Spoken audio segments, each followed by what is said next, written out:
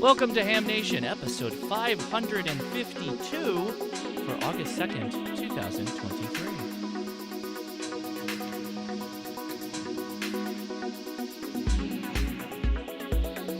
And hello, everybody. I am Josh, KI6NAZ. Thanks again for clicking on Ham Nation here on the Ham Radio Crash Course. We have a fun show for you, lots of people to talk with, so I won't belabor that point, but stick around. We've got a lot of fun planned. Starting at the top here of our pyramid, we've got Gordo. How are you doing, Gordo? Oh, we're doing just fine. Sorry I had to miss 2 weeks ago, but we're back tonight. Very good. Don, how are you doing, sir? I'm trying to stay cool. It's humid and warm down here in the Great Gulf South, the great steam bath down here, the Great Southern Steam Bath. But we're trying to do the best we can do. Getting ready for Huntsville. The Hamfest is coming up in a few weeks, and we're going to tell you all about that tonight, as well as a solar update from Dr. T. Very cool. Something cool just happened before I throw to Amanda. Cedric just did a gifted membership to 5 I was wondering people. what that was. Yeah, so 5 random people were just gifted a membership to the Ham Radio Crash Course here on YouTube. With that. Very cool. So thank you, Cedric. That was very nice of you. Thank you for the support. Awesome, I appreciate that. Cedric. Good job, Cedric. Thank you, bro. Yeah. Well, Amanda, how are you doing? Nice shirt you have on, by the way. That's very in the media right now, in the zeitgeist. I know, right? I didn't know how to emulate an Oppenheimer shirt, right, except for maybe with a bow tie and a button-up, which I don't own. Otherwise, I'd probably just look like Sheldon from Young Sheldon. Anyhow. That's not a bad look for you. It might not be. I should try it sometime. Yeah. That or a bolo tie. Anyhow, I'm doing fantastic. I'm healing up, and I've had a lot of questions about that. And it's been a weird summer, but I'm doing good. And my dad is not doing well, unfortunately, and we run a business together. So now he's ill, and everyone, I'll take your prayers. So go ahead and send them. Anyhow, before I get to some other brass tacks, I wanted to mention pretty sad news that happened over the week. If everyone remembers when you first started watching Ham Nation, the first, Dawn, I don't even know how many episodes she was on. 50, 100? Yeah, something like that, yeah. We lost Cheryl Lasik, K9BIK, this week due to a heart attack. And she was always our chat lady and always very happy to be on the show. She did some things for ARRL Newsline as well, some voiceovers, and we're definitely going to miss her. And we are so sorry for her passing, and from the whole Ham Nation family. And George, you were really close too. I mean, you worked with her a lot the beginning days of Ham Nation. George is on, but he's got some Skype stuff he's working with. He'll join us here for his segment. Well, don't worry, guys. George will probably give him sentiments as well. Anyhow, we're sorry to lose Cheryl out of the Ham Nation family. Once you're part of the family, you're always part of the family. Exactly. So, anyhow, and yes, people are saying great lady. She was definitely a great lady, fun, funny, and her man too. They were 75 meters all the way. So if you ever heard her, she was on 75. Anyhow, what do we got going on for the show tonight? We've got Huntsville talk. We've got George. He's going to give us some smoke and solder or something crazy. I don't know. Maybe it's Tales from the Transmitter site. Not sure yet. I can't wait to see it. It's really great to have him as a guest. And Gordo's got his short shots, and Josh and I are going to be monitoring chats, and we're going to be taking your questions. And it's just really great to be back. So, hi, everybody. I'm really happy to be here tonight. So, we're happy to have you back. Thank you. I've missed a lot this summer. I feel like I deserved attention or something, but I've been making up for it on the radio. I've been doing a lot of VODA contacts and handing out my points. So I ran into multiple people who were like, Josh, did you know Amanda is a net op? And I'm like, of course I did. Yes. So they were in contacts with you. They were so excited. They were like, I'm totally going to do this net from now on. Now that I know Amanda's on it, it was super cool. Well, because I'm really fun. So I usually come up with themes for my net. And this and modest as well. I mean, terribly modest. I'm a huge personality on the air. I really am. And this join us on 7185, everybody, at around 0500. UTC time. Anyhow, it's going to be 80s night on Friday night. So I give everybody a character name. So you can be anything from John McClane to Michael Jackson. I haven't figured out my female name yet. Maybe Princess Diana.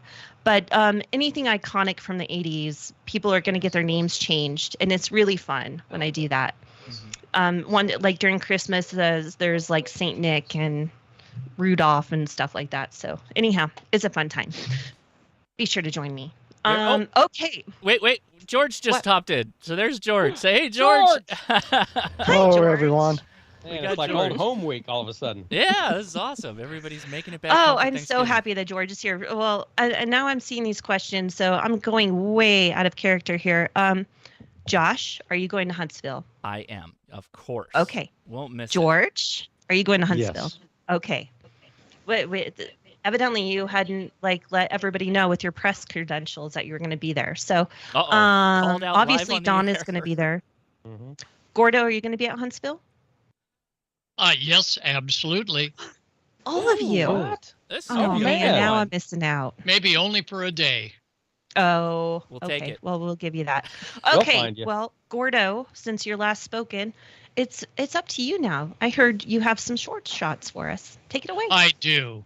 And let me start off with a unique one to our fearless leader back when George and I and a whole team started Ham Nation. And that is Bob Heil. I just spoke with him a little while ago. And Bob Heil says, I'm still here, and I want to wish everybody at Ham Nation the very best. And if we could have that first photo, please, Josh. Bob is in a care unit for an incredible problem called neuropathy. He's lost all his feelings on his organ playing fingers. He's lost his feelings on his legs and his feet.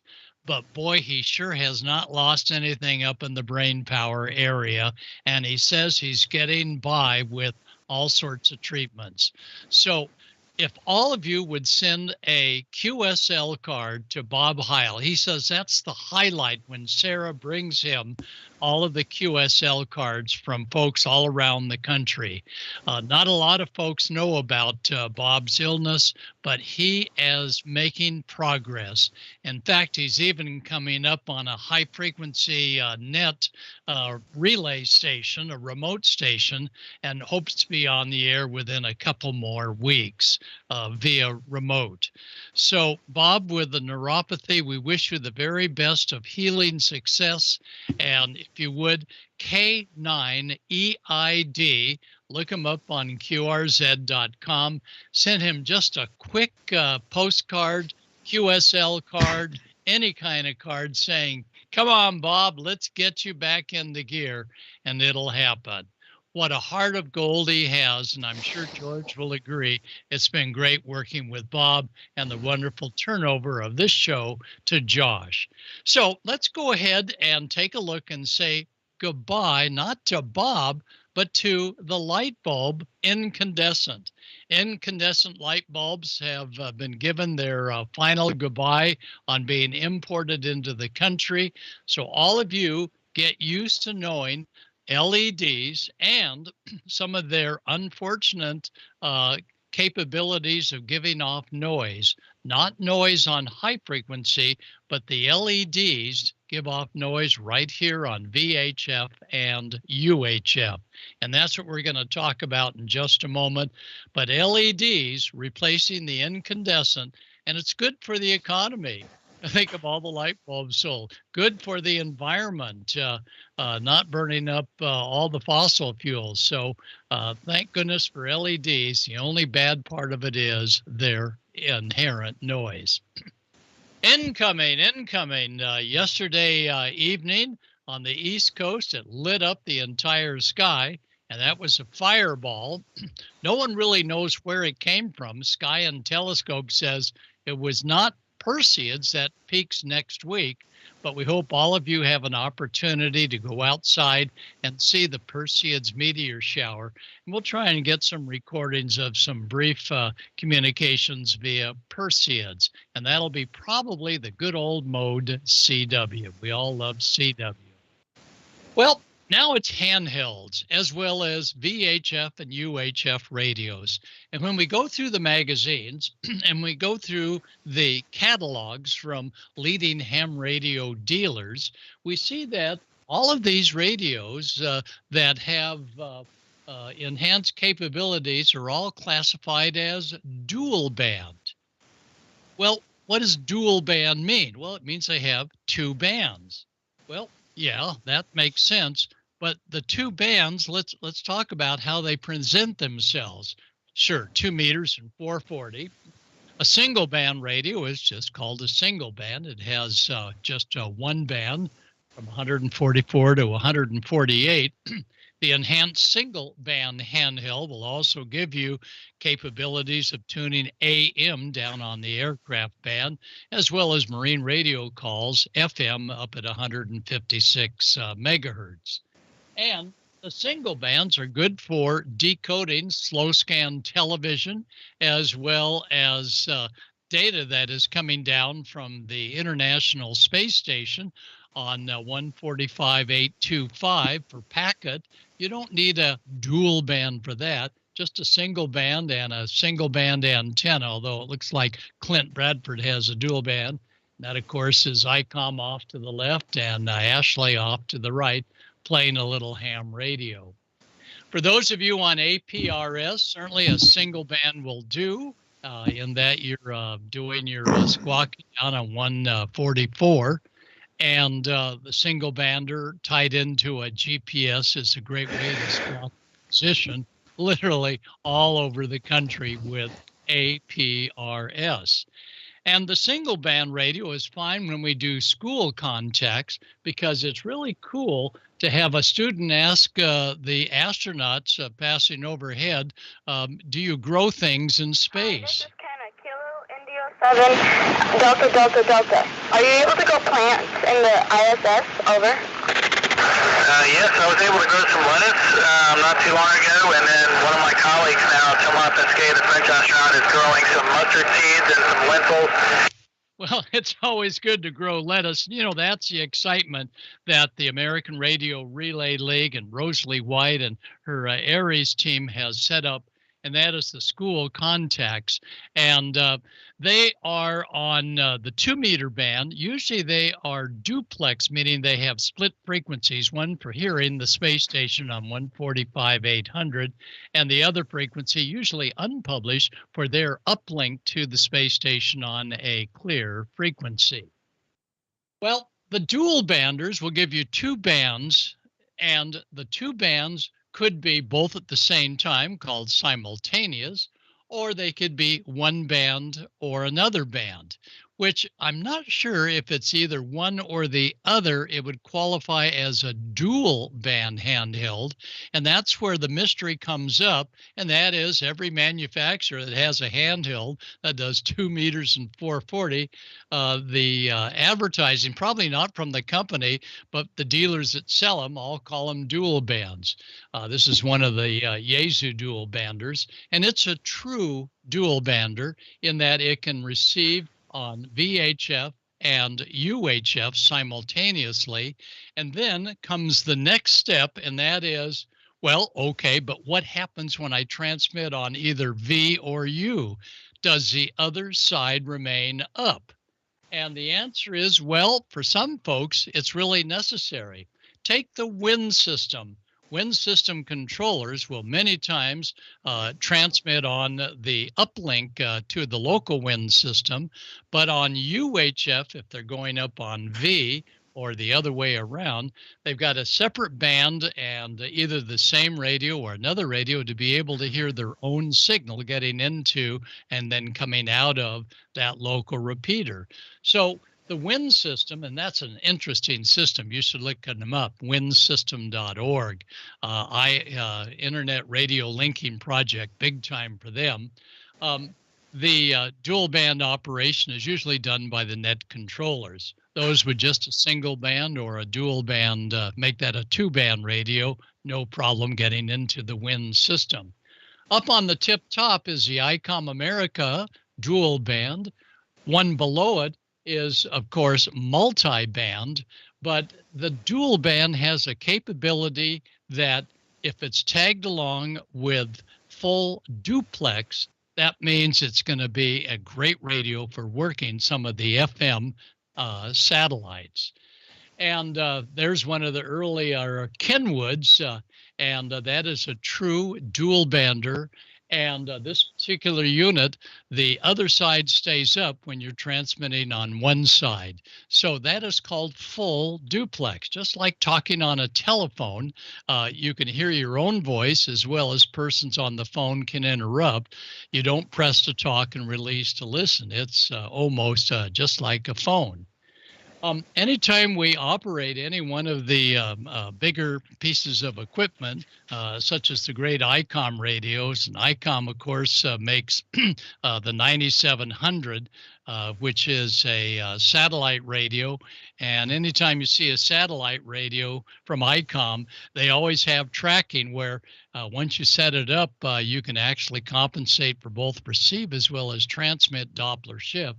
And when you're transmitting, you're listening to your own echo coming back from the satellite, slightly delayed. So whether it's a handheld or a base station, you must use earphones so you don't have a feedback occurring. A dual band radio, this is a full duplex dual band that I have for weak signal work. I can listen to a beacon on 432 while simultaneously making comms with another ham down on the 2-meter band, all on upper sideband. The Kenwood D74, that's the one that was discontinued right during the COVID period because the factory that built the chips burned down. The D74 was a unique dual band radio, full duplex, which means when you transmit up to a satellite, you can hear your own voice coming back with an earphone so it doesn't feed back on the other side. And that's a neat thing. Motorcycle mobile, oh yeah, there's a dual band. And you can usually spot the full duplex dual banders by having volume and squelch on the left side and the right side. And that's sort of the giveaway that it's a full feature. But the real fun, of course, is working the International Space Station's crossband repeater. And the crossband receive is 437-800, and we go higher when it's coming up by about 5 kilohertz or 10 kilohertz. The transmit is 145.990. Don't forget the 67 hertz tone. And we usually don't have to change the transmit frequency for Doppler shift, but the 3 times as higher UHF side, yep, we got to compensate for Doppler shift. And as we're tuning in and getting ready to access the base station, many times you'll have quick conversations going on where one ham is maybe not necessarily paying real close attention, and it sometimes sounds a little bit like a zoo out there. Alpha 6, Romeo Charlie, November Portable, Delta Oscar 22. And you hear the kerk chunk? That's indeed the base, the space station's crossband repeater, a Kenwood. W Alpha 6, is it coming in? Victor Alpha 6, Romeo Charlie, November Portable, Delta Oscar 22. So the working the International Space Station full duplex really makes sense because it allows you to hear your own signal coming back. And if it's one nice, neat radio, that's great, like a handheld. And when we finish with the slides, we'll show you a couple of old-time handhelds that came out full duplex. So if you're thinking of getting involved in space station work, besides just looking for a radio with the 2 bands, you want them simultaneously, and you want to look for and listen for dual band full duplex. Not a lot of folks will understand the difference between semi-duplex and full duplex. Both can indeed work a space station and work satellites, but the full duplex allows you to hear your own voice coming back. And handhelds have that capability if you spent the extra bucks for a dual band with full duplex. But be cautious, just because they call it a dual band doesn't mean both bands will come up at the same time on receive. When we have a pass that is far out at sea, I love those because we'll have minimum interference, and I can usually hear my own echo all the way out to the edge of that communication circle off the International Space Station. And when we have a pass like this is wonderful. Those with directional antennas aim them due west or southwest. And in fact, we have a 805 pass today here on the West Coast from the space station, although it's going to be a little different route than this particular one. But nonetheless, we can aim our beam antennas, and by turning the beam slightly and listening to our own transmit signal, we now can optimize that contact. Same thing that the microwavers do, and I'm told that the new super radio that is coming out from Icom America, the IC905, it is semi-duplex, but hey, that's fine because you're transmitting on 10 gigs and you're probably listening on an alternate radio on an alternate band. So that's okay. You just want to be able to hear your own echo. And many times during the 10 gig contest, we'll have folks that will go full duplex, and it's interesting to hear them coordinating as they're aiming their dish antennas. And probably the man with the most knowledge as to a complete radio, who has what, is good old Josh, because like me, we love to play with the radio, make notes, but the big deal is on one band, transmit and see if the other band still continues to receive or does it go away.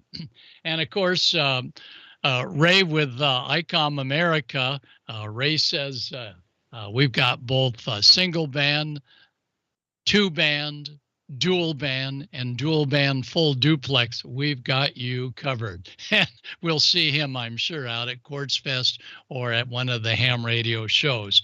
So ask that question. Is it like a telephone, full duplex, where you can hear your own signal coming back? That's the big question. All right, a couple last minute deals. We talked about the upcoming Perseids meteor shower. Sky Talk is a great website that gives you the latest of what's happening aloft. This coming weekend and the following week is Lighthouse Portable. So if you're looking to work a lighthouse, it's going to be out there. And now I'm happy to report that American Radio Relay League with QST Magazine has good news for those of us that are lifetime subscribers, and that is the QST Magazine will be part of your continued lifetime subscription, and in about 2 months from now, you'll need to just drop them a note saying, please keep the paper edition coming. The QST, for those that are just yearly subscribers beginning next year, will be an additional $25 if you want the paper copy. But you know, it's sort of fun reading the non-paper copy. And yep, the dues are going up a little bit to $59. And again, an additional $25 to receive the paper copy. Well, speaking of missing paper copies, what in the world has happened to CQ Magazine after their March issue? Well, CQ says printing problems, postage problems, you just name it.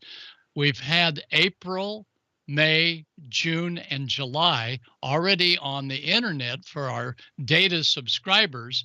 But you know what? They said, we're going to take care of the paper subscribers. And for those of you that have never subscribed or have subscribed going, where's my CQ? Go to CQ-amateur-radio.com, and you'll find 4 issues in a PDF format, full color, that you'll be able to browse on your computer. So CQ is trying hard to stay alive and well, and they're conserving on the casharoo by not printing the paper editions for a little while. And this will allow them to get caught up. but you're not going to be not seeing the stuff. And the American Radio Relay League, that also publishes this fun publication called On the Air 4 or 5 times a year. This one is a wonderful magazine, and that is also pretty much free of charge to all ARRL members. So even if you don't subscribe to one of the magazines as a member, you should be able to score on the air. And finally, CQ says, yeah, the Gordo book, along with the late Chip Margelli on propagation, is available, and you can get that through CQ Magazine. So that's my story, and Amanda, I'll turn it over to you because you may have nagging questions. Go ahead, do. Amanda. And I'm really happy that you brought up, well, first of all, everybody is praying for Bob. So Bob, if you're watching, or if you watch this later on, I want you to know that most of the chat room said that we're praying for you, and we hope for the best outcome. Second, I do have a question. I didn't get many questions, but Gordo, is the best time for moon bounce contacts, do they occur when a full solar eclipse happens? Let's see. Now, what type of contact again, Moon Amanda? bounce. One more time. Moon bounce. Moon bounce. Moon bounce. Moon bounce. Oh, the moon. Okay.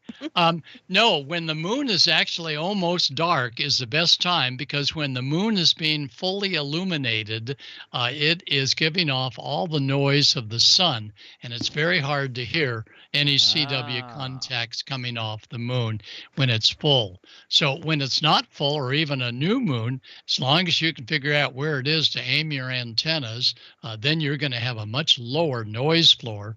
And if you have a rack of the long boomers, you may be able to hear some CW way down at the bottom of the 2 meter and 432 meg band. I think we need some social media on that, where people send out notices saying, now's the time to get on the air. Do it now. Do it now. The moon is ready. Yes, the moon is ready. Second, you brought it up, Gordo, so I'm going to address it. The ARRL fees. There's been a huge amount of opinions on the $59 fee. I'm going to give you all my opinion. First of all, I pay $98 just to get 2-day shipping from Amazon Prime. Now, it's a little bit easier because I pay like $11.99 a month. So I actually pay more than $98 a year. Netflix, $12.99 or $15.99. I don't know, a month. I use Walmart Plus, $98 a year as well. $59 to get somebody to save my spectrum and to still get an informational magazine, whether it's in hand or not. You can still see it online. You can download it. And you can print it out and you can archive it. So it's not like you only get like a window to see these. These are still archivable. This is my opinion. It's worth it. Inflation has been crazy. Yeah. $10 is not going to kill you. If I need to sponsor somebody because they don't feel like they can afford it and they're going to get something out of it, reach out to me. That's my opinion. So I'm going to go around the horn about this so everyone can give their opinion. If you don't want to, you don't have to. Josh, what do you say? Oh, boy. I'll try and make it quick. But if you want the long form version of this, go download the Ham Radio Crash Course podcast from last week. My wife is a finance person, and so we went through the 1090 document that the ARRL puts out. And while I wholeheartedly agree with Amanda's sentiment that we need someone out there on the watchtower protecting the bands and keeping an eye out. By the way, the ARRL released their feedback on the current FCC petition. I thought they did a good job. With that said, it was very singularly focused. I'd like to see a broader response, but I'm sure they've already done that. The thing that comes up with me is I always want to see the action, like what's happening, what have they done. And there are some instances where I know it's mentioned that they protect the bands, but we've seen some instances like HOA and other things where we're still struggling there. I think they know that. I don't think they're surprised by it, but in their recent poll that they did, hams across the board, all of their members all agree that protection of the bands is the paramount fundamental issue. And I think that I'm not saying they aren't doing anything. They're doing a lot. that we need more of that. We need more of that, and if we need to take resources away potentially from other things and funnel it into that, that's what people want. So, yeah, there you go. That's my thoughts on that. Okay, Don, how about you? But support the AWS. Yeah, if that didn't come across, sorry. Yeah, I've been a member since I became a ham. Maybe a year or so lapsed because I just didn't have the money, needed to spend it on something else. But I've got my 25-year pin here that I was really surprised by. So it's time for me to renew, and I'm going to do it at Huntsville, just like I did last year.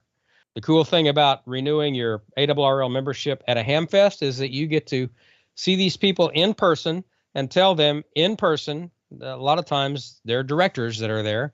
You get to tell them in person what you want them to do and what you expect them to do for your investment of your dues.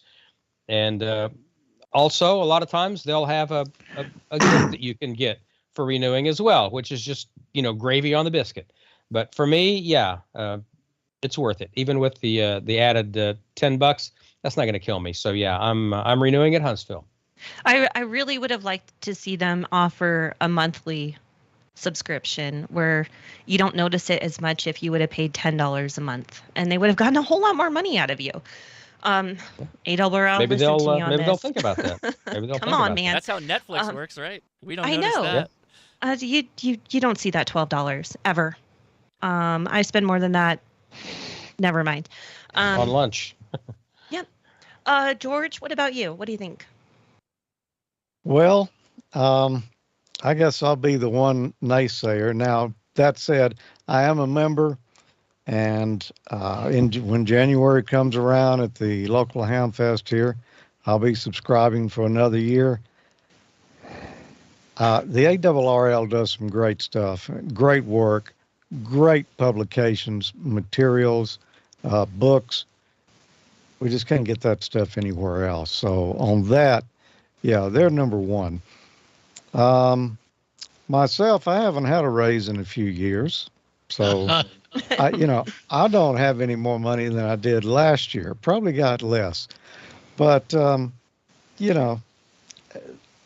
the only thing I've got really negative to say about it is I thought it was a double hit. You get a little increase in the rate, and you lose a printed copy of a QST as well. Yeah, that's two things there. That's a tough pill to swallow. It is. That is a hard one to swallow. Personally, I would have been okay with just dropping QST. I don't have time to read it, so that's not really going to affect me that much. I can catch it online if I'd like. So to me, that's not a big hit, and really $10 is not a big hit for me either. But I had to be the one guy who comes in and represents everybody else out there that Yeah, and a family subscription is obviously going to be more. So with Jeff and I renewing together, I have no idea what the cost is going to be, but I'm guessing $20 more or something like that. Some comments online. I don't mind the increase. It's about how they did it. I understand that. It was kind of weird. We did the whole, if you did the survey thing, they I'm part of the ARRL, right? But I still think that they already had their minds made up before they did that survey. Gordo, what say you? Yep, I'm sure that they were counting on more folks going for the digital edition, but we'll see how many pay the extra $25. But again, life members, of which some of us are, we do not have to pay that, but we must tell them we do want to receive QST magazine in a paper print, and that'll be pretty soon that we send them a note about that. Okay, well, yeah, you heard it here. We all have differing opinions of why and what we should be doing with the ARRL, and they're our only support system, really. So I guess we continue to support them. Okay, we're going to go to Huntsville. Don, right now? It's too soon. I'm not ready. We're going at the end of August, but the third weekend. But we're gonna just hush. We're gonna visit with Mark Brown, who is the chief cook and bottle washer, the head potentate there at the Huntsville. That's probably not your. What do they actually call you over there at the Hamfest, Mark? I'm simply the chairman, Don. Simply the chairman. Okay, very good. Well, Mark Brown, N4BCD, is the chairman of the Huntsville Hamfest, billed as the world's friendliest hamfest. And I can tell you, I've been going since 1999 with only a couple of skips. It's true. It's unique in the fact that it's all under one roof, which is great. It's also unique in the fact that a very major hotel is connected to it by way of a sky bridge. So if you don't want to go outside in the North Alabama heat in August, you ain't got to, right, Mark? That's right. I park my car Thursday night at the hotel. I don't emerge into the Alabama atmosphere until sometime Sunday night. Yeah, it's a great time. Well, fill us in on what's going on. First off, let's just talk about what's new. Is there what's new this year at the Hamfest? Well, a couple of new vendors. PrepCom will be there, and 405 Laser Works. We're happy to see them. I talked to those guys up in Dayton, and Brian Kelly Laser Works. We had them for a number of years. Unfortunately, health concerns. They're not able to attend anymore.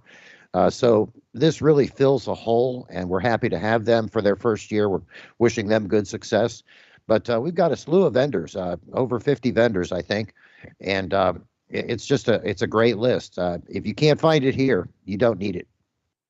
Pretty much. Hamfest.org, by the way. That's the website that you see in there on the side of the screen. Hamfest.org. If you can't remember that, there's something wrong with you, and we really don't want you in the house. So speaking of the house, everything under one roof, that means that the flea market and the vendors and the manufacturers, of which we have several, Icom included, they're all under one air-conditioned roof. Right. We do have a couple of forum rooms that are over in the embassy, but again, it's that covered walkway. You never have to go outside. Exactly. All right. So how long have you been the chairman now, Mark? It's been a while, hasn't it? I think it's about 5 years.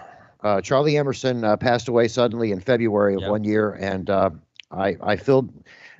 doing his job, but I'll never fill his shoes. I've been going to Dayton and Orlando, working with those guys, trying to learn the trade. We work very closely together. We don't compete. Michael and Jack and Jim Stroms from Dayton will be here. Of course, Michael and John Knott from Orlando, they'll be here. And of course, we'll find some time to sit down with the league and talk about how we can better promote our Hamfests and just keep growing the hobby and growing the sport. I want to go back and mention Charlie Emerson again. Yeah, you're right. Those are huge shoes to fill, kind of like us with Bill Pasternak. We're just trying to carry on, not trying to fill those footsteps. Just kind of make new prints as we go along forward. And I just want to congratulate you on the job that you've done, because we lose Charlie, and then it takes you a couple of years to kind of get things figured out, because Charlie was a one-man band, did a lot of things by himself, and then all of a sudden COVID hits. And we all know what happened with COVID. You guys, a show was canceled and a bunch of other things that you're still trying to recover from. But yet you're here. The Hamfest is still here. And I think that you have done an amazing job personally. And I just want you to know that. I appreciate you, Mark. I really do. Thanks, Don. And it's also a testament to our board members and our volunteers. We have 7 board members that kind of run the Hamfest from a weekly basis throughout the year. And then our committees, we have a crew of about 100 volunteers from the Huntsville Amateur Radio Club and other clubs throughout the area. But with these things are absolutely essential. Volunteers are essential to putting on a successful show, and we ask them to treat it like a party, like a party in your home. You're the host, and you want to make sure that the visitors, the vendors, everybody's having a good time. And before I forget, I want to mention to Josh, we're excited. We're going to host 19 YouTubers and counting this year. Yes, sir. Wow. It's awesome. I'm very excited. What could possibly go wrong? Yeah, I mean, we got you have that 2-hour block on Sunday morning where you guys can have your round table. And from what I've heard, I was there once. You packed the room. We did. Yeah. And 2 hours. Oh, buddy, man. That's a good one. That's a good one. All right, forums. What you mentioned that we've got the YouTubers forum and some other things. What's going on in forums? Got a great slate of forums this year. I would hold up our forums to Dayton, Orlando, or Indexa, anywhere, because of the tremendous talent pool we have. Dr. Monty Bateman is doing two programs, one on lightning and one on station grounding.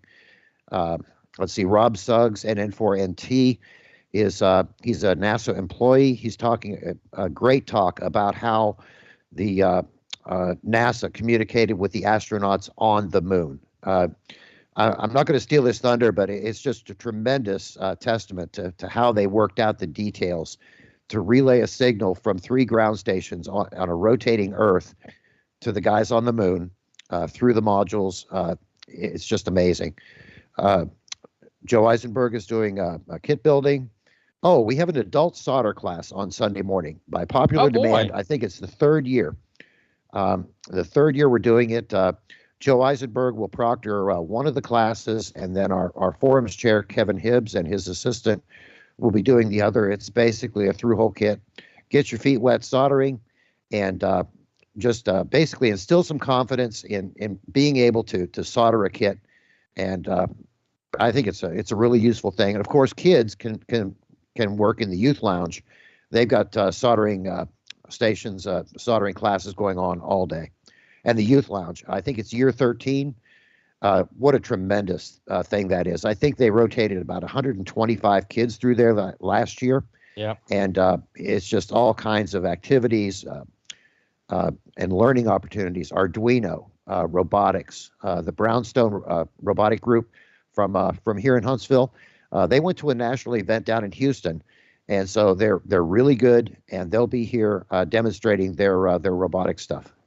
It's very good. My son was in robotics in high school, and so that is very near and dear to me. And yeah, hats off to Dr. Monty with his work with the youth lounge, because that's just amazing. The amazing work that he does in there. And Mark, don't you also have an outside area where some of the exhibitors or some of the exhibitees bring their mobile units? We have a small area out front, but not a huge one. Gordo, it's not too many people venture outside anymore in the Alabama heat. It's not quite like Dayton where they or Orlando where they have that alley or row between buildings for folks to set stuff up. We really aren't set up quite for that. I remember Icom's MCOM 1 van was out there a couple of years. Yeah. Yeah, I don't know if that is coming this year or not. I have not heard. I hope so. Well, what else is going on? Give us the full spiel about what's going on and why you should come. I know why, because I've been going since 1999. It's my favorite Hamfest. There's so much stuff to do, and I'll share a comment that somebody in Orlando made when we were sitting behind the booth promoting Huntsville Hamfest, that we're, quote, right-sized. Everything is in one place. We've got the 50 vendors. We've got over 420 plus flea market tables. And like I said, if you can't find it, you don't need it. And the flea market tables are sold out. The DX banquet, it's in a new venue this year. There's a Museum of Information Explosion that's not open yet, but one of the founders of a large defense contractor here, he's now retired. He's been amassing radios from the Spark Gap era up through the plastic All-American 5s and everything in between. He's got an oak phone booth. Old-timey oak phone booth. Oh, wow. This museum is going to be incredible. Well, that's going to be the host location for the DX banquet. And Ken Clairbout, K3ZW, this year's CQ magazine, CQ contest Hall of Fame inductee, will be the featured speaker. And I think the crowd is limited to about 120 people. Wow. So that's going to be a real intimate setting, a very nice night, and a beautiful, beautiful venue. So that's just one more thing to do in Huntsville. There's a YL breakfast on Sunday morning. That's a Dutch treat thing. It's at the Cracker Barrel, just a few short miles down the highway from the Von Braun Center. Just lots of stuff to do. Exams both days. Bill Brown will be doing a balloon launch at the conclusion of his Pico balloon presentation, weather permitting. So lots of stuff. Of course, the crown jewel, I think, in the whole thing are the people running around the convention in green shirts. because those are your volunteers. And those guys, if you've got a question, you find somebody with a green Huntsville Hamfest shirt on, if they don't know the answer, they'll find it, and they'll find it fast for you. Those guys are amazing. It's a blue shirt on Saturday. It's a blue shirt on Saturday and a green shirt on Sunday. Okay. All right. Well, you got to have a change. You got to have a change. We change clothes. But again, also, if you're an exhibitor coming and maybe it's your first year, something else that you might find really amazing is the load-in. You drive your vehicle right into the convention floor, and those volunteers will direct you, get you set up, and help you unload. And basically, they are there at your beck and call to make sure that you have a successful show.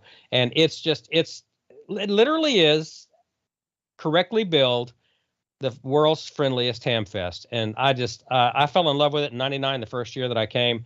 And if there's a year that I don't get to come for one reason or another, you can ask my wife, Dawn. I'm depressed as I can possibly be that I'm missing it. So this year it's a father-son trip for me. So my son Tyler, N7 TMW, he and I are driving up on Friday, and we're looking forward to seeing you and everybody else at the Hamfest.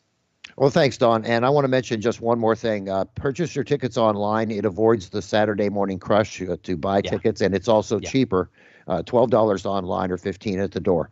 So buy those tickets online. Save some time on Saturday morning. All right, remind us again on here, guys. Certainly, remind us again when the date. The date? August 19 and 20. Saturday and Sunday, 2 weeks from this Friday. Saturday. That's right. And also on Saturday at 2:00 local time there at the Hamfest is when we will award the 2023 Amateur Radio Newsline Young Ham of the Year Award right there on the main stage at 2:00.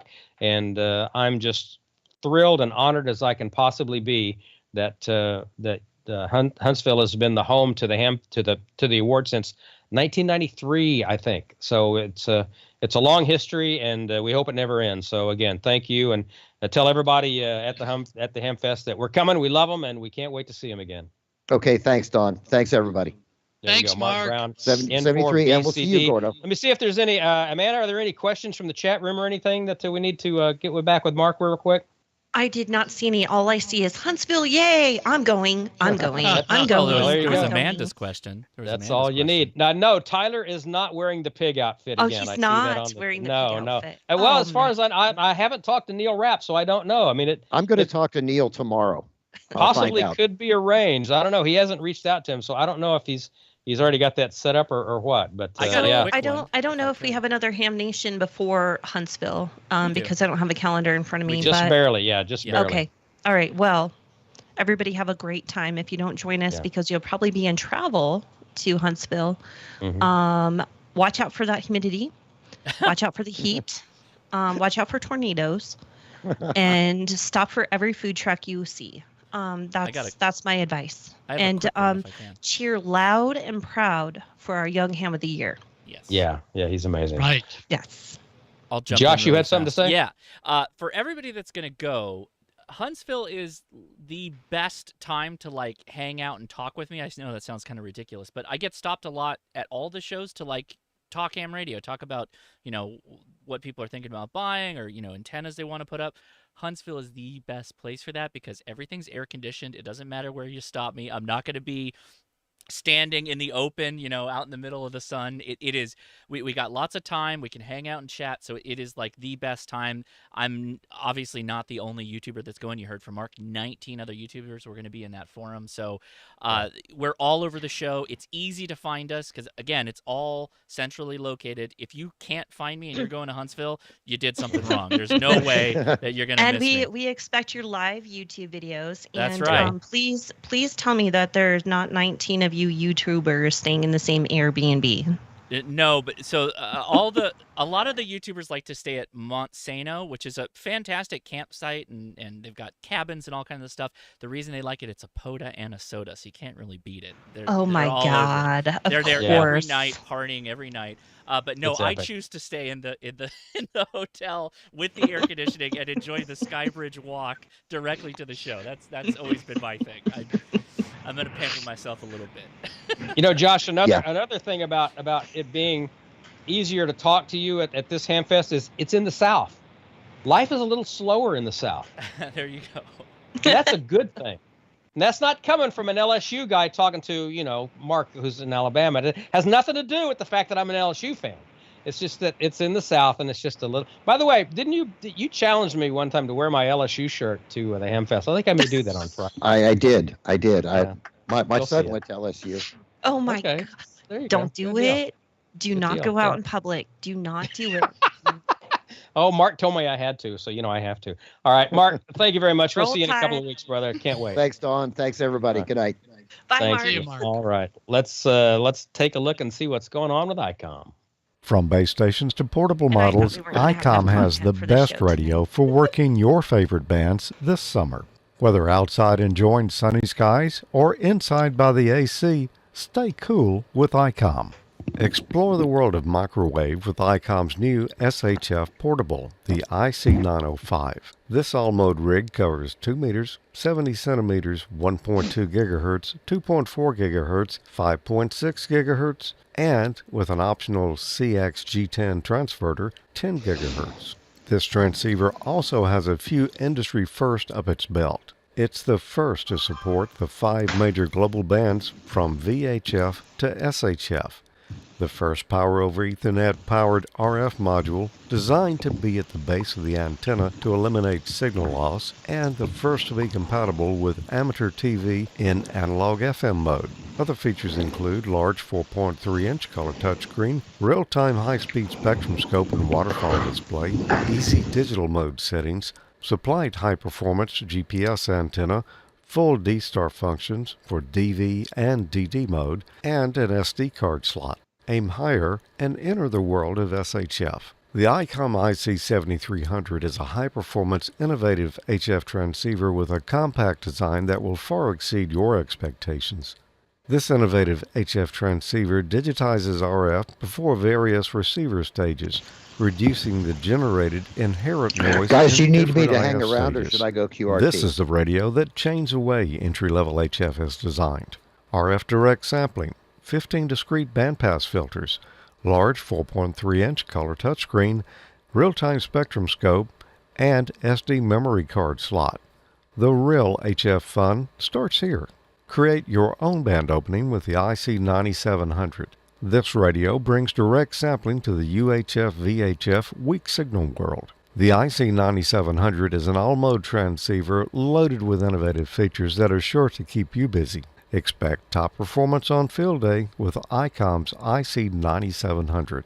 The IC7610 is the SDR every ham wants. This high-performance SDR can pick out faint signals in the presence of stronger adjacent signals. The Icom 7610 is a direct sampling, software-defined radio that's changed the world's definition of an SDR transceiver. RF direct sampling, 110 dB RMDR, independent dual receiver, and dual digicell. For more information about all the great Icom radios, visit icomamerica.com/amateur. And we thank Icom America for supporting Ham Nation. We really do thank you for that what you do. Guys, we got a new website, so there's a new link I just posted in the live stream. It's hamnation.icomamerica.com. And all you got to do every time we go live, you click that little Enter Now button, provide your information, and you get entered into a swag pack giveaway. We give away 3 swag packs every time we go live. And then every one of those winners gets added to the hat, the e-hat, if you will, in which we pull a name out of at the end of the month, and that individual will win a radio. There is some updates they're doing to the website. I am not sure what this month's winner is going to be because it looks like some of them got snipped a little bit. But expect every time it's going to be a new Icom radio that you're going to win. But regardless, hey, everybody likes swag, so make sure you click that Enter Now button, and you can get involved. Boy, we didn't know that we were going to have this much content. This has been a really amazing show, but I get the privilege to hand it off to George Thomas, who's joining us again. And George, I'm just throwing it to you, buddy. Thanks for joining us. I'm really excited to hear what you have to say tonight. Well, thanks, Josh, Amanda, Don, Gordo, everyone else for having me on tonight. It was sort of a last-minute deal. Amanda contacted me. I don't remember what time it was. It was around noon or so today. Yeah, and it was definitely today. yeah. Could I join tonight? And I said, sure. I hadn't been here in a while, so good to catch up with everyone, see what's been going on. I did have a few things I wanted to mention here. First, on our friend Bob Heil. Just like Gordo said, Bob's as positive as ever, just like you would expect him to be. We're all wishing and praying for a speedy recovery for him. But yeah, as far as talking to him on the phone, you wouldn't know a bit of difference in the world because there's not any. He's just sharp as he ever was.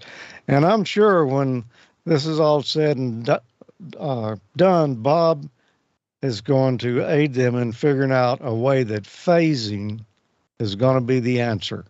I'm not sure how yet, but, I just got the feeling phasing is going to be involved in there somewhere. Anyway, Godspeed, Joe Bob. Walsh We're will all praying consult, for I'm you. sure. Yep.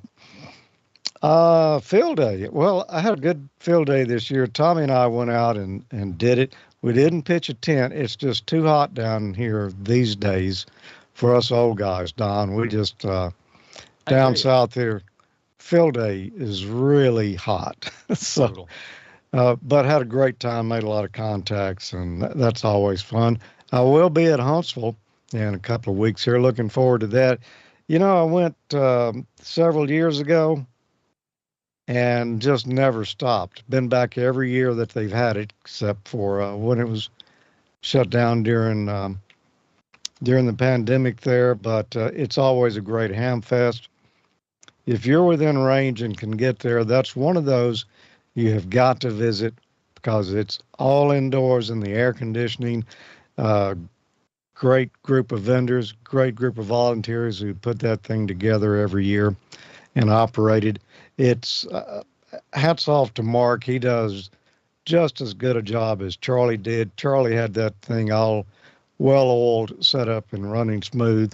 Mark just came right in and picked up the reins and carried on with it, and like everyone else that does that, volunteer to do that ham fest. George, it may sound like we're gushing and we're overselling this ham fest. It's the truth. But we're not. We're not. No.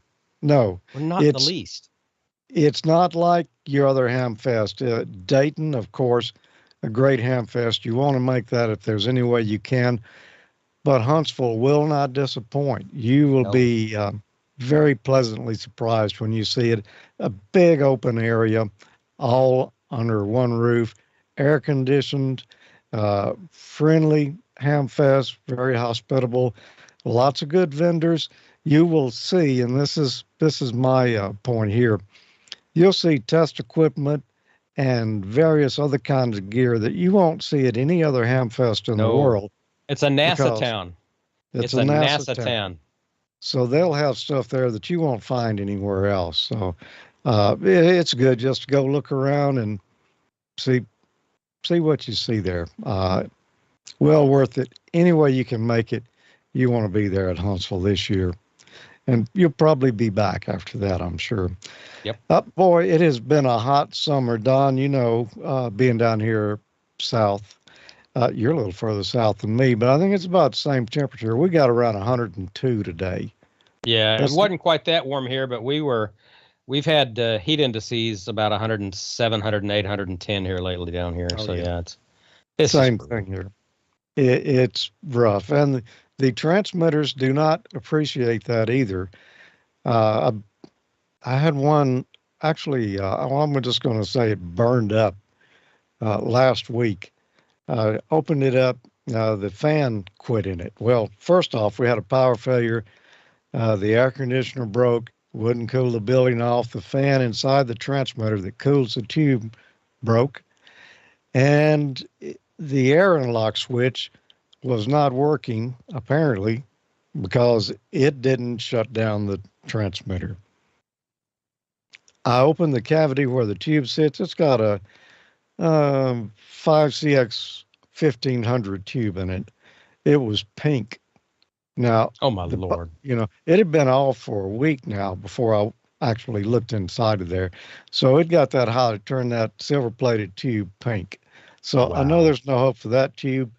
Probably going to retire the transmitter because it's like a 1972 model. It's a backup now. It's not the main one. You're lucky it wasn't a puddle. Yes, it could have very well been. If it had been a higher power transmitter, yeah, there would have been melted stuff laying around in there. Also, the 50 kilowatt AM decided to shut down one day, so I had some quality time with it one afternoon. Fortunately, it's in an air-conditioned building. All of them are these days. But I got that back going without too much trouble. But another place I had trouble, though, was with the generator. You know, we've got full power stations here, so you need good-sized generators. I've got 3 100 or 130 kilowatt generators. One of them, and it's back on now, I'll say that, but not without a lot of effort. Most of these have a block heater on them, you know, like heater hoses on your car. There'll be a little heating element sitting out here over on the side that the water circulates through, and it just kind of keeps the block warm. So if the generator is called for, it doesn't matter what the temperature is, it'll be warm, it'll crank right up and run. Well, the generator cranked right up and ran, self-testing.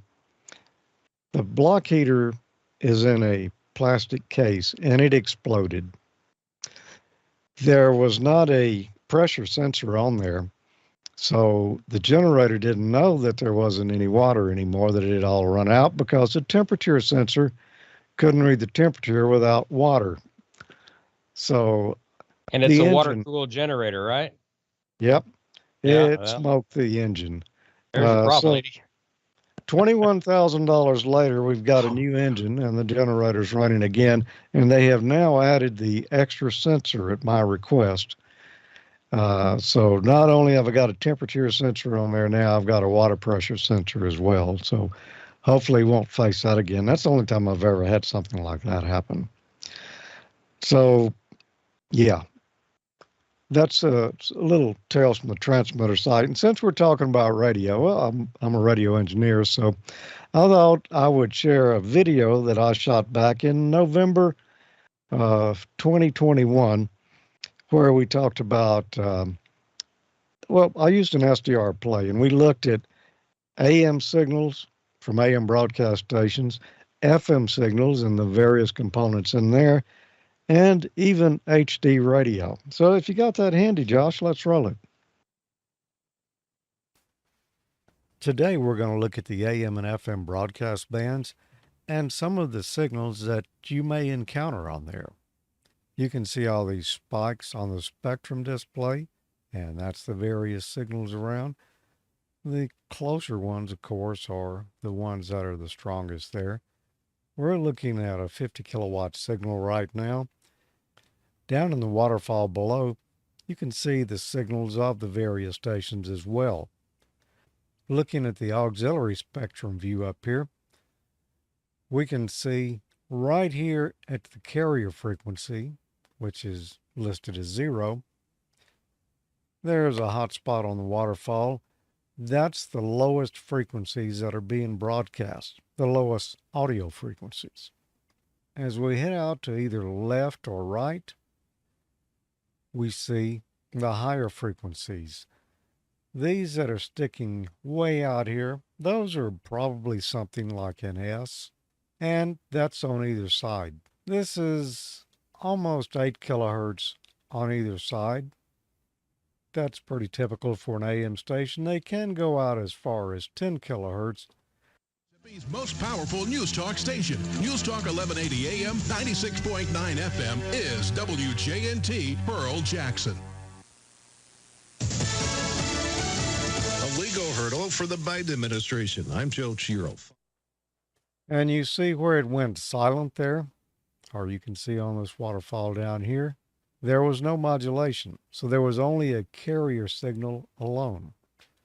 We're on the FM band now, and we're looking at a signal that's fairly low compared to some of the others on the dial. You'll notice I've selected FM 8F. That's going to give us an FM baseband display, so we can see everything that's being transmitted over that frequency. Here we see the carrier at 0, and we see a signal out either side. If I were to zoom in on that, we would see that signal only goes out to a little less than 15 kilohertz. 15 kilohertz would be the highest audio frequency that an FM station is allowed to transmit. What we're seeing right here is the left plus right modulation. This station is broadcasting in mono. So this is all the signal we've got. Now let's look at a stereo station. We can see the left plus right signal right here in the center. And that goes out to, like before, right around 15 kilohertz. We see something right next to that on either side of the carrier. There's a little peak here, and that comes out to 19 kilohertz. May not be exact on my display here, but as close as I can get with the mouse. That is a stereo pilot. If a receiver sees that, it knows that it's receiving a stereo broadcast.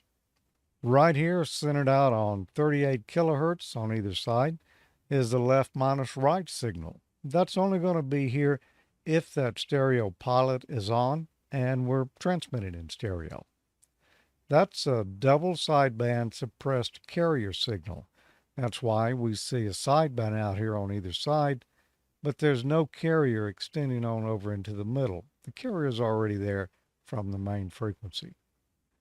This contains the difference information, or only the stereo information of the radio signal. Essentially, we take the left signal and flip the phase of the right signal and combine the two together. On the mono signal, or the left plus right, we just add the left and the right signals together. On the difference signal, we add them together, but we invert the phase of the right signal before we do that. What we essentially get is only the difference between the left and the right channel, and that can be used to decode the stereo information in the broadcast. Now let's look at another signal. This is a stereo signal. They're broadcasting music, and you can see the left plus right, and then 19 kilohertz either side. We've got the pilot signal, and then centered again on 38 kilohertz, we've got the difference channel, or the L-R signal. But there's one other signal right off here on the side. That's about 57 kilohertz out either side from the carrier frequency. That's used for text display on the radio. You know, some modern radios have RDS displays that'll show you information like the station you're listening to, and maybe the title and artist, or whatever they choose. Not all stations broadcast that subcarrier, as obviously we didn't see it on that other signal. There could be other subcarriers out here to the side. There are no stations in this area that are transmitting with that format now. Years ago, I had a station that transmitted, I believe it was a 76 kilohertz signal that contained the audio for music. Now we'll just look at one other signal here. This is a talk station, and so they really don't transmit stereo information. Here's the left plus right, or the mono signal. There is no stereo pilot at 19 kilohertz because we don't need it. So there's no 38 kilohertz subcarrier in here. The station is transmitting RDS data, and you can see it right there. There's a subcarrier at 57 kilohertz on either side. Now, this one is a little bit oddball right here. The first thing I notice is we've got these square subcarriers out on either side of the station. The majority of stations do not transmit an HD signal, and the HD format is only available in the United States and maybe Canada. I'm not sure about that. I'll have to ask Mike. This station is broadcasting with it though, and what it is, it's a lot of subcarriers out here packed really tightly together that represent the different bits of a digital signal. And they can break that up into more than one audio channel if they prefer. On SDR Play and just about most other SDR software, there's no way you can listen to this. I stumbled across a groups.io conversation several people got together and worked off each other's projects and came up with a command line decoder for NRSC5, which is HD radio in the U.S. And they compiled binaries especially to work with the SDR Play RSP radios. So I decided I would give it a try. Here's the link to the groups.io post where you can learn more about it. The command line is NRSC5-64 for this version, followed by the frequency of the station that you want to receive, a space, and then the subchannel number. 0 is the main HD channel, which is typically going to be the same thing that's broadcast in analog. If the station has additional subchannels, they may be 1, 2, or 3. So let's just listen to the main channel here. So much for joining us. Hey, Michelle. Great to talk to you. First, I want to ask you about And these here we are, rewrites. listening to the program, same as on the analog channel, except in HD. It gives you a little information here on the decoding, the bit error rate, as well as the bit rate that's being used for this particular subchannel. Looks like, to me, they're probably using 32 kilobits per second for this particular channel. Now, if we want to listen to other channels that may be on this same station, we'll use the same command, but we'll change it to a 1. And I believe that will give us classical music, or whatever they're playing on that subchannel today. These channels are being broadcast on the same frequency as the analog channel for this station. That's all the subchannels that this particular station has. There are others, though, that might have up to 3 different channels on there. As the bit rates drop on these channels, you'll probably hear the artifacts. That's just a trade-off that they have to make between quality and how many different channels they want to have. There you go, decoding HD radio with an SDR play.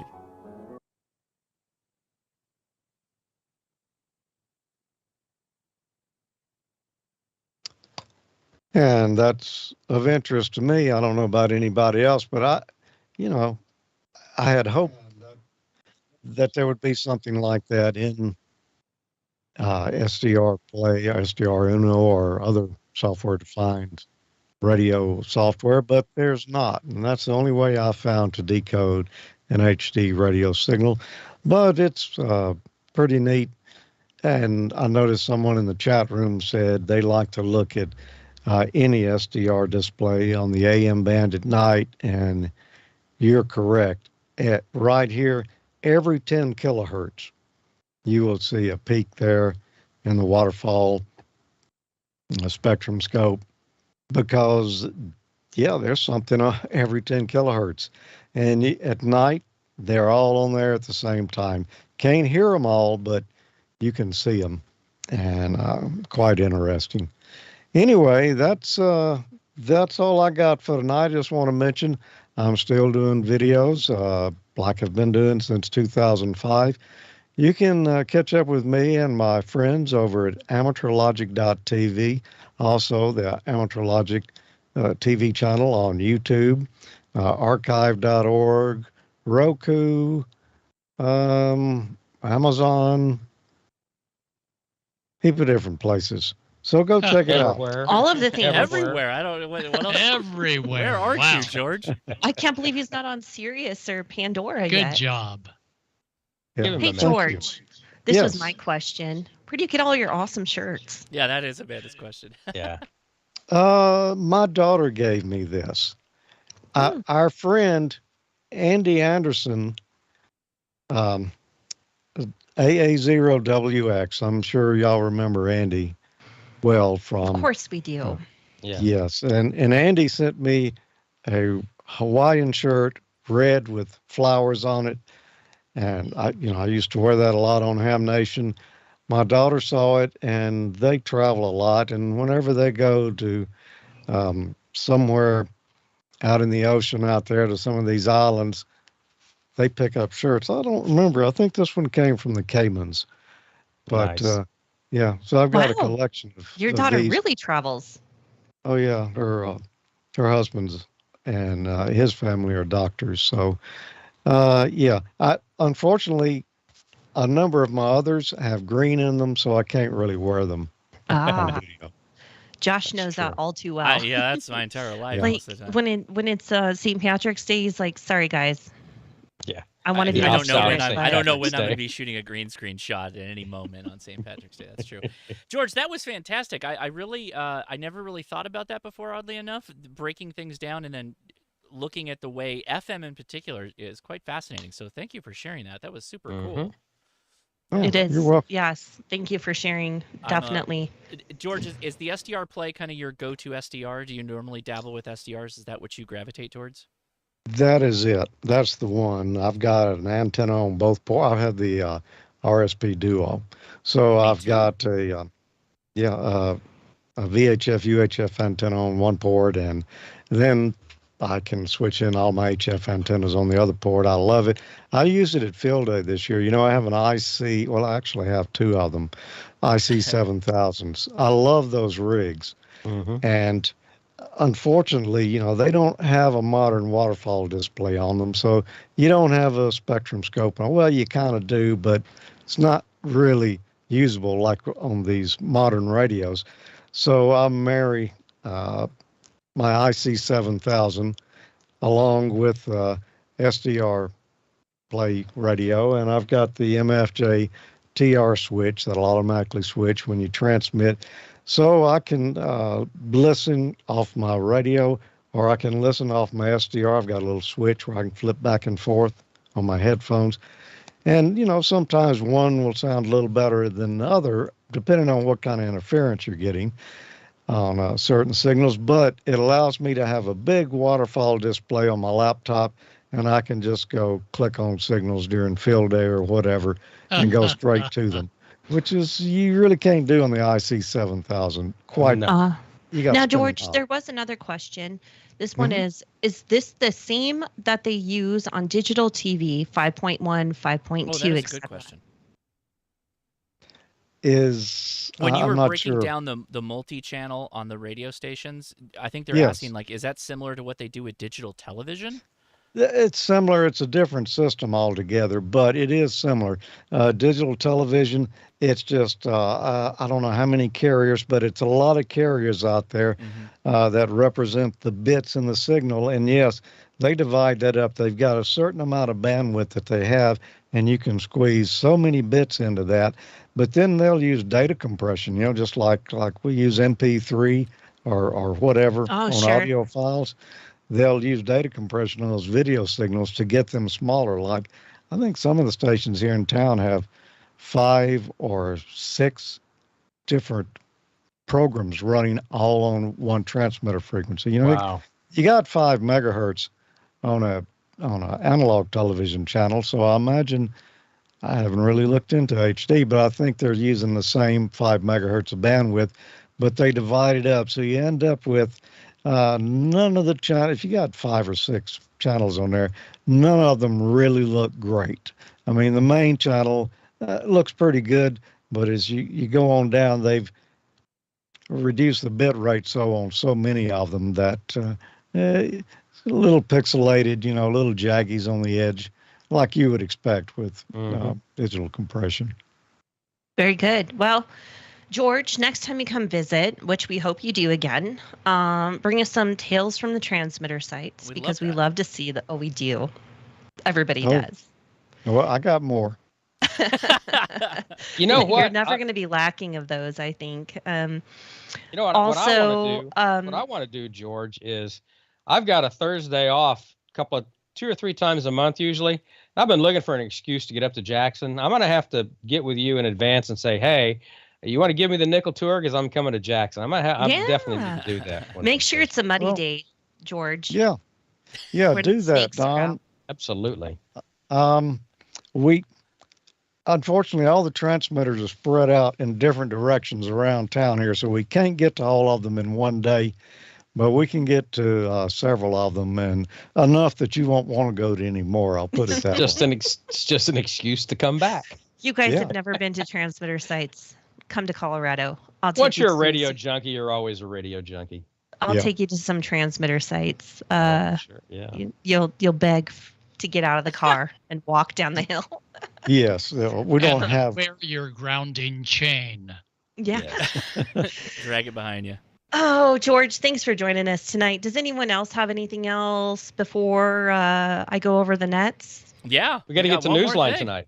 We got Oh my God. Amateur Donnie Radio boy. Newsline and Dr. T. Yeah. All right, we'll go to Dawn because Amanda. I forgot. Cut to Dawn. Cut to Dawn, quick. We're saying it's such a full show tonight, and it doesn't matter if we go over because we're having fun. Let's go ahead and roll that beautiful Amateur Radio Newsline bean footage. I can't believe I forgot that. 3, 2. Oh, From Amateur Radio. That's the wrong one. that is the wrong one. See, and I screwed it up. So let's just go back to Dawn for the soft shoe while I get the current one. So I don't know what happened. I did download it. Oh, it's That's fine. It's fine. We Yeah. had So a hell of a night, everybody. We have. we have. It's I been want to a- comment on the butterfly. I call it the butterfly effect on the waterfall, George. Yeah. I love seeing the AM signal because it's just all flowy. pretty, isn't it? It is. It is really.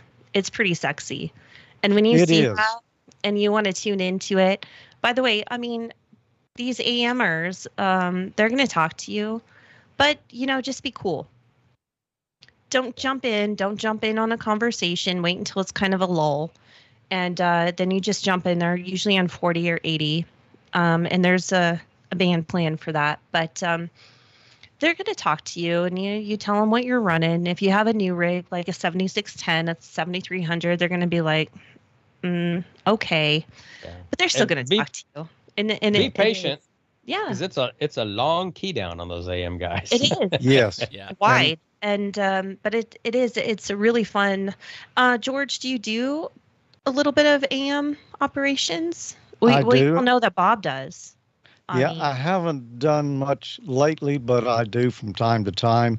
And my tip is, first, get your signal sounding good because those guys are listening. And, Yeah, they are. they're running some serious gear.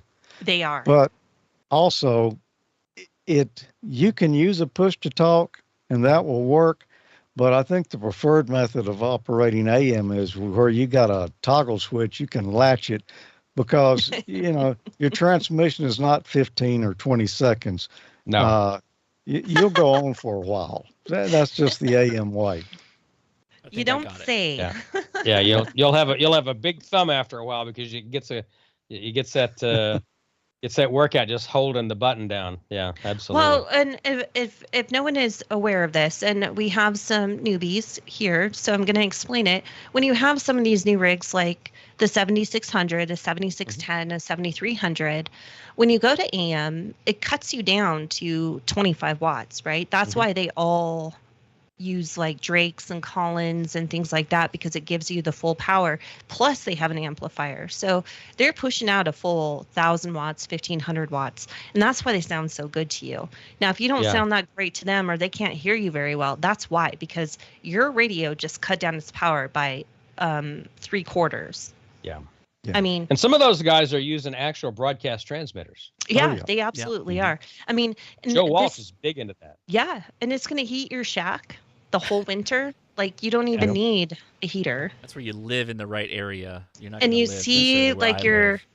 your meter just like doing this ring, ring, Or ring, ring, ring. the pinwheel power usage thing starts Yeah. sparking because it's spinning so fast can- and it's off balance. You can, if you live up in Minnesota in the wintertime, you can always tell the hams who do AM because you got the tower out here and then you've got the bare roof over where the shack is. I got it. So we're good. We can Okay, go back. let's take it away. All right, let's go ahead and see what's going on with Amateur Radio Newsline and Dr. T. From Amateur Radio Newsline report number 2387. This is Ham Nation headlines for Wednesday, August 2nd, 2023. Radios and other equipment remain on Rockall Island where a second attempted activation has failed. A second and very brief activation of the remote granite islet known as Rockall was called off after hazardous conditions in the North Atlantic had forced the team to return to the mainland. Cam Cameron, Emil Bergman, DL8JJ, and Nobby, G0VJG, set sail on the 16th of July only to turn back 3 days later after making several passes at Rockall. The hams were hoping to have a second activation, 3 hours of CW and SSB, during their return trip. The trio was travelling to recover radio equipment left there during the June activation of MM0UKI. Emil and Nobby had called QRZ for several days before their departure, leaving Cam on Rockall. In a challenge to benefit charity, Cam was hoping to break the previous 45-day stay record set in 2014. He'd called for rescue in late June after 32 days of exhaustion and hypothermia. Though don't be discouraged, the team plans another recovery attempt. This is Jeremy Boot, G4NJH. India's government is looking for a radio operator to join the team at the country's research station in the Antarctic. If you like cold weather, here's what's involved. A qualified radio operator is among the many posts being advertised for the next Indian Antarctic expedition, with preferences being given to ham or maritime radio operators. The National Centre for Polar and Ocean Research has been interviewing candidates for a variety of contract positions to work at its Antarctic research base beginning in November or December of this year. The research season ends sometime in 2025.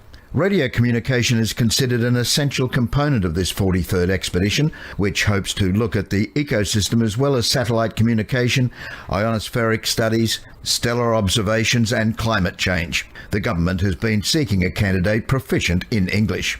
This is Graham Kemp, VK4BB. Students in the Philippines are feeling proud that their 2 ham radio CubeSats have entered orbit. 2 amateur radio CubeSats from the Philippines are now in orbit. Maya 5 and Maya 6 were built by university students with the goal of helping the nation keep its momentum going on satellite development while using locally sourced materials. The primary mission of the CubeSat pair is to give the amateur radio community a digital message relay service through the Automatic Packet Reporting System, or APRS. The onboard APRS digipeaters use the frequency of 145.825 MHz for transmitting as well as receiving. The CubeSats are also demonstrating a data message store and forward system compatible with universal amateur radio text and email messaging. The International Space Station released the CubeSats on the 19th of July. This is Jason Daniels, VK2LAW. And that's all from the Amateur Radio Newsline, your independent source for amateur radio news since 1976 at arnewsline.org. With Jeremy Boot, G4NJH, Graham Kemp, VK4BB, Jason Daniels, VK2LAW, Karen Eve Murray, KD2GUT at the news desk in New York, and our news team across the globe. I'm Don Wilbanks, AE5DW. 7-3. We'll see you next time here on Ham Nation. Now, here's the solar update from Dr. Tamitha Skov, WX6SWW. Space weather kicks into high gear this week as we take a look at our Earth-facing disk. Look at all the active regions, especially in the east. And believe it or not, there's going to be more regions rotating into Earth view here over the next couple days. But we're really interested in region 3386. Back on the 31st, if you look just south of that region, whoosh, do you see that? That was a filament eruption that is now an Earth-directed solar storm, but believe it or not, that's not the only one. About 12 hours later, if you look northwest of that region, whoosh, there goes another solar storm that's partly Earth-directed. And then on the 2nd, if you wait for it, bam, right there, that is yet another solar storm, and this one is also Earth-directed. So we have literally back-to-back-to-back solar storms and kind of a train coming toward Earth, and we'll talk more about how that's going to affect us in a little bit. Meanwhile, take a look at the east limb. Do you see all the brightness, especially in the south? Well, that is old region 3363. This region about 2 weeks ago gave us a barrage of big solar flares, a lot of radio noise, and big solar storms that kept grazing Earth. And believe it or not, it survived its far side passage, and it's going to be back Earthside here in the next couple days. So expect that solar flux to rise, expect the noise on the radio bands to also rise, and expect radio blackouts are going to be back on the menu. And as we take a look at the sun from the far side, we can no longer use stereo A imagery because stereo's location is now basically viewing the sun from the front side, just like Earth is. So now we go to the JSOC helioseismology far-sighted viewer and HMI imagery from about 2 weeks ago to get an idea of what is actually surviving the far side passage in terms of these big active regions. And as we take a look at the helioseismology, you can actually see in the gold regions, look at region 3363. Man, that region is big and dark. It has definitely survived this far side passage, but it's not the only one. We also have regions 3372 and possibly region 3376 from its the last time we saw them. All of these were big flare players when they were on the Earth's spacing disk. In fact, as we take a look at the simulated far-sighted sun, you can see region 3363 definitely dominates the region, the whole disk, but you can see region 3372. That is a cluster of regions, and also 3376. If these regions are going to be as strong as they were the last time we saw them back 2 weeks ago, we definitely are in for more than just big flares from region 3363, but also big flares for probably the next week past that. So we're expecting to see region 3372 in about 6 days and region 3376 maybe in about 7 or 8 days. So definitely expect that solar flux to stay up. Expect radio blackouts to stay on the menu easily over the next 2 weeks, and the potential for more solar storms. Now, returning to the train of solar storms that are on their way to Earth, we switch to our solar storm prediction model, NLOL. Now, this is NASA's version of the model, and you're looking down at the sun from the North Pole with Earth being off to the right. And as we take a look at that very first solar storm, this was that filament launch, but it also had some extra stuff from the east limb of the sun, which means that this solar storm is quite wide. And at Earth, it's going to end up being a direct hit. NASA's expecting the impact to be early on the 4th, and we could be storming over the course of the day. Now, as we switch to the second solar storm, this was a much smaller solar storm, and it was launched basically to the northwest of Earth. In fact, as we watch it, it's not going to make a very big impact, but there is a small grazing incidents that we're going to see at Earth, and this could likely enhance the storming that we're already seeing because the impact is expected to be late on the 4th. So we're going to have 2 back-to-back solar storms, one that's a direct hit, one that's kind of a side swipe. But then we go to the third solar storm, and as we take a look at that, this one is much faster, but it is moving mainly to the west, but we are going to get a decent part of that flank hitting Earth. So this one is actually going to hit us early on the 5th, and that's basically when the other one is going to be calming down. So from this perspective, with all 3 of these storms hitting, we could start storming from basically the beginning of the 4th all the way in past the 5th, possibly into the 6th before we finally calm down. So Aurora photographers, this is an excellent chance to be able to catch some extended shows and give you lots of opportunities for some very nice views. For more details on this week's space weather, including how all of this activity might affect you, come check out my channel or see me at spaceweatherwoman.com. And of course, we do thank Dr. T, Dr. Tamitha Skov, for being part of our team and for giving us this information. You really need to follow her on Twitter or X or whatever you want to call it. It finally showed up as being X on my iPhone today, as a matter of fact. So it was Twitter up until then. I'm still going to call it Twitter because, well, that's just how I am. I'm a rebel. Anyway, join her on, it's at Tamitha Skov on whatever it is you want to follow her on. Also her YouTube channel, Tamitha Skov. And of course, spaceweatherwoman.com. And trying to get her to Huntsville one of these days. Oh, that'd be great.